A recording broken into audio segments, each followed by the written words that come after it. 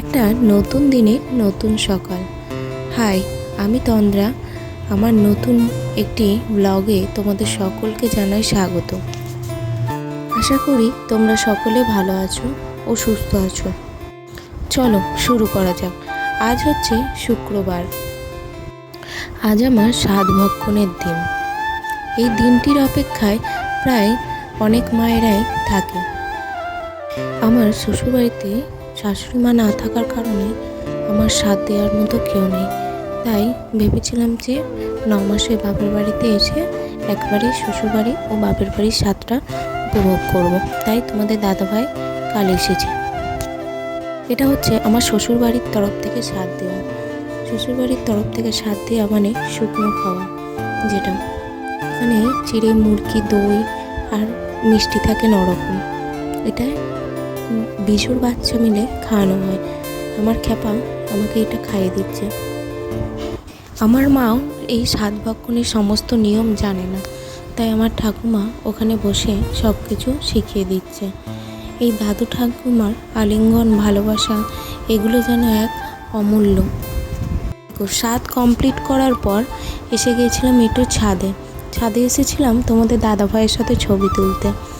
এরপর আমার দ্বিতীয় স্বাদ, মানে এটা হচ্ছে আমার বাপের বাড়ির তরফ থেকে স্বাদ। এটা হচ্ছে 9 হাতের ছিরখুন্ডির কাপড়। এই কাপড় পরেই নাকি আমার বাপের বাড়ির তরফ থেকে স্বাদ দেওয়া হয়, এটাই নিয়ম। আর এই যে দেখছো আমার মা এখানে মুরগি আর 9 রকম করে 18 রকমের ভাজা বাতাসা দিয়ে সব রকম পাইল করছে। এটাই নাকি আঁচলে দেয়া হবে, এটার সাথে মিষ্টি দেওয়া হবে। আমি জানি না এই নিয়মটা কীরকম নিয়ম, যাই হোক এটা নিয়মটা যখন আছে এই নিয়মই পালন করতে হয়। এই নিয়ম পালন করার পরই হবে খাওয়া দাওয়া দুপুরের। এই যে দেখছো মা আমাকে কচুলের মধ্যে 9 রকমের ভাজা দিচ্ছে। এই নিয়ম রিপিট হবে, আমি আবার আমার মাকে দেবো। ঠিক যেমন মা আমাকে দিচ্ছে ঠিক তেমনই আমি আমার মাকে দেবো। আর এই ভাজা মিষ্টি খাইয়ে দিতে হয় আমার খ্যাপাকে। মানে খ্যাপাকেই খাইয়ে দিতে হয় না, হয় হচ্ছে বাচ্চা কোনো ছেলে বা মেয়েকে খাইয়ে দিতে হয়। এবার বাচ্চা ছেলে বলতে তো আমাদের খ্যাপা আছে, তাই আমাদের খ্যাপাই খাইয়ে দেয়। কেউ একজন ঠিকই বলেছে, পৃথিবীতে অনেক মেয়েরাই তো মা হয়, কিন্তু সব মায়েদের এই জার্নিটা সমান হয় না। কেউ পুরো প্রেগনেন্সিতে আদর, যত্ন বা ভালোবাসা পায়, কেউ বা আবার অর্ধেক পায়, অর্ধেকটা পায় না।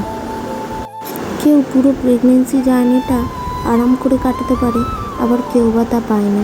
যেমন আমি ওখানে আমার শ্বশুরবাড়িতে যেহেতু কেউ নেই সেহেতু আমি ওখানে 9 মাস মতো ছিলাম।